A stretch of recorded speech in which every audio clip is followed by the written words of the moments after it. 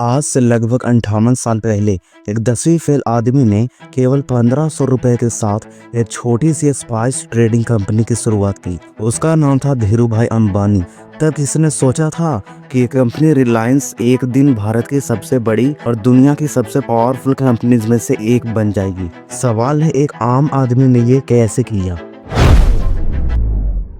28 दिसंबर 1932 धीरू भाई का जन्म जूनागढ़ गुजरात के एक छोटे से गांव में हुआ, जहां इनके पिताजी हीराचंद गोवर्धन दास अंबानी एक स्कूल टीचर थे और इनकी सैलरी बहुत ही कम थी।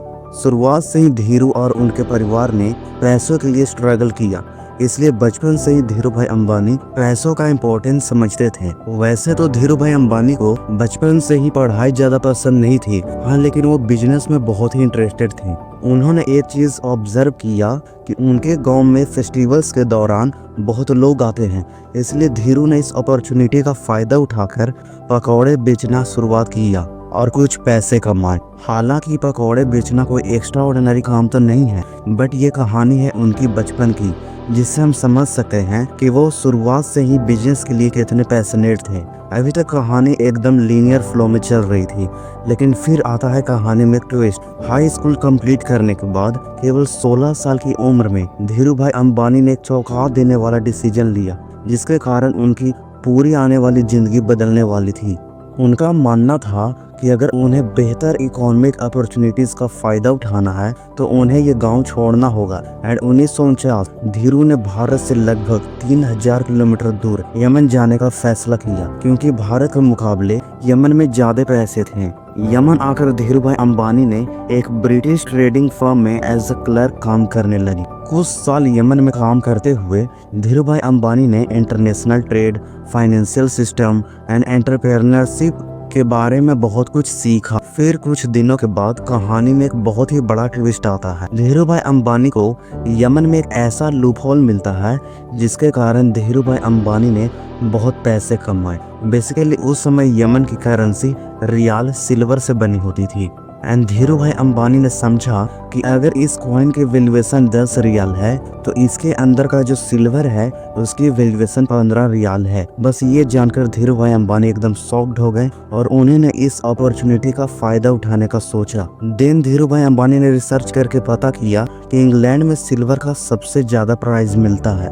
उसके बाद धीरू भाई अंबानी ने रियल कॉइन्स को कलेक्ट करना शुरू किया और एक मशीन खरीदा जिससे वो कॉइन्स को पिघला सके और सिल्वर को इंग्लैंड एक्सपोर्ट करने लगे।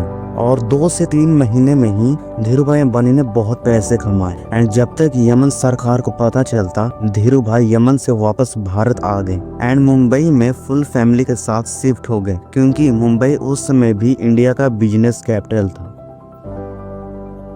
1960s में धीरू भाई अंबानी ने यमन से मुंबई केवल 3 चीजें लेकर आए थे। फर्स्ट, कुछ पैसे, second, business and global trade की नॉलेज एंड लास्ट एक क्लियरिटी कि उन्हें एक बड़ा बिजनेस एम्पायर बनाना है। इसी विजन के साथ धीरू भाई अंबानी एक बिजनेस अपॉर्चुनिटी खोज रहे थे। तभी उन्हें याद आया कि वो जब यमन के बाजारों में घूम घूम कर रिसर्च करते थे, तब यमन एंड दूसरे मिडिल ईस्ट कंट्रीज में इंडियन स्पाइसेस का डिमांड बहुत ज्यादा था। फिर धीरू को मुंबई में रिसर्च करने से पता चला कि इंडियन स्पाइसेस में मार्जिन भी बहुत ज्यादा होता है।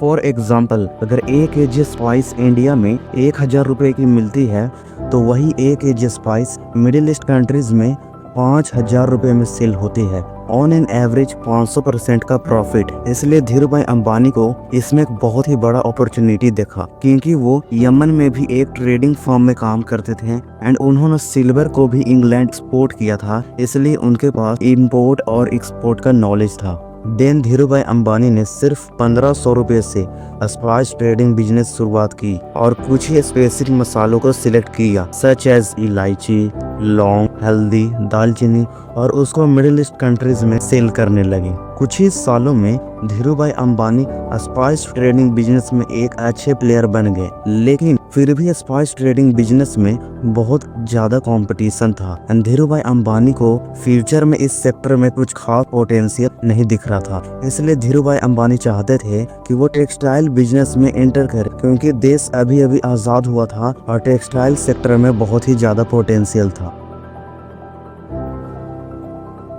1966 धीरू भाई अंबानी 34 साल के हो चुके थे एंड उन्होंने रिलायंस कमर्शियल कॉरपोरेशन को as a textile trading company शुरू किया। बट ये इनका आसान फैसला नहीं था क्योंकि कंपटीशन तो टेक्सटाइल सेक्टर में भी था और इस गेम में एक नए प्लेयर की एंट्री काफी मुश्किल थी। तभी गेम में एक ट्विस्ट आता है। इंडियन गवर्नमेंट ने इंपोर्ट एक्सपोर्ट क्रेडिट पॉलिसी बनाया। बेसिकली इंडिया चाहता था कि अगर इंडिया 10,000 करोड़ का सामान दूसरे कंट्रीज से इंपोर्ट करे तो 10,000 करोड़ का सामान दूसरे कंट्रीज में एक्सपोर्ट भी करे ताकि देश का पैसा बैलेंस में रहे। अब इस पॉलिसी से कुछ बिजनेसमैन को फायदा हुआ और कुछ बिजनेसमैन को नुकसान। कैसे आइए जानते हैं। देखिए, मान लीजिए मोहनलाल नाम का कोई बिजनेसमैन टेक्सटाइल ट्रेडिंग बिजनेस करता है तो मोहनलाल पॉलिसी के पहले सिंपली 200 रुपए का टेक्सटाइल दूसरे कंट्री से इंपोर्ट करके उसे कपड़े बनाने वाली फैक्ट्री को 220 रुपए में बेच देता था, यानी 20 रुपए का प्रॉफिट। लेकिन पॉलिसी बनने के बाद मोहनलाल को 200 रुपए का कोई प्रोडक्ट दूसरे कंट्रीज में एक्सपोर्ट करना होगा, तब उन्हें 200 रुपए का क्रेडिट मिलेगा। दिन वो 200 रुपए का टेक्सटाइल इंपोर्ट कर सकते हैं। एंड इस वजह से बहुत सारे बिजनेसमैन जो सिर्फ इंपोर्ट पर डिपेंडेंट थे वो बर्बाद हो गए। लेकिन ये पॉलिसी के कारण धीरू भाई अंबानी को दो बहुत ही पावरफुल एडवांटेज मिली। फर्स्ट, टेक्सटाइल सेक्टर में अगर 10 बिजनेसमैन थे तो उसमें से 5 बिजनेसमैन बर्बाद हो गए। सेकंड, धीरू भाई अंबानी पहले से ही करोड़ों के मसाले दूसरे कंट्रीज में एक्सपोर्ट कर रहे थे,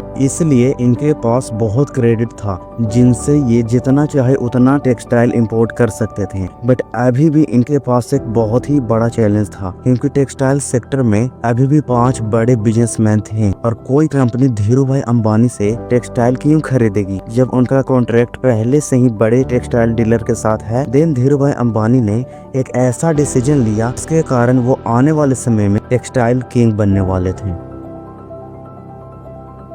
दरअसल 1960s में ज्यादातर टेक्सटाइल ट्रेडर्स सिर्फ कॉटन और सिल्क इंपोर्ट करते थे, लेकिन धीरू भाई अंबानी ने अफ्रीका से पॉलिस्टर इंपोर्ट करना शुरू किया था क्योंकि धीरू भाई को विश्वास था कि पॉलिस्टर भारत के टेक्सटाइल सेक्टर में एक रिवॉल्यूशन लाएगा। पॉलिस्टर एक सिंथेटिक फाइबर था, ना ही कि एक नेचुरल फाइबर। इसी वजह से पॉलिस्टर की क्वालिटी कॉटन और सिल्क के मुकाबले बेहतर था, वाटरप्रूफ था और सबसे इम्पोर्टेंट सस्ता था। एंड इससे भी ज्यादा इम्पोर्टेंट, इसमें 300% का प्रॉफिट मार्जिन था। देन धीरू भाई अंबानी ने टेक्सटाइल सेक्टर में डोमिनेट करने के लिए एक बहुत ही पावरफुल स्ट्रेटजी का इस्तेमाल किया, बल्क परचेजिंग। बेसिकली उस समय ज्यादातर ट्रेडर्स टोटल 100 टन फाइबर बेच रहे थे एंड धीरू भाई अंबानी ने टेक्सटाइल मैन्युफैक्चरर को 10,000 टन सिंथेटिक फाइबर का ऑर्डर दिया, थोड़े पैसे एडवांस में पेमेंट करके। बल्क परचेजिंग के कारण टेक्सटाइल मैन्युफैक्चरर दूसरे ट्रेडर्स को